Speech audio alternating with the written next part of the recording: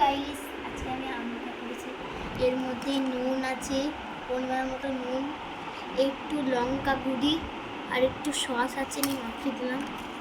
এখন আমি টেস্ট করে দেখি না, কাঁচা একটু টেস্ট করে দিয়ে, ওরে বাবারে কি টক রে বাবা!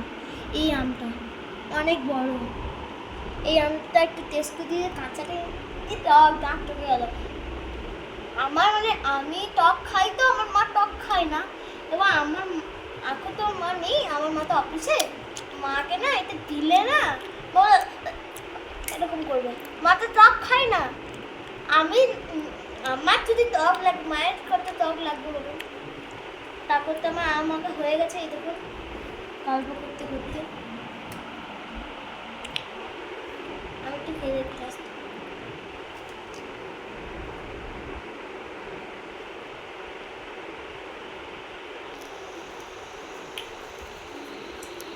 তোমরাও ট্রাই করে দেখো বন্ধুরা, কেমন খেতে।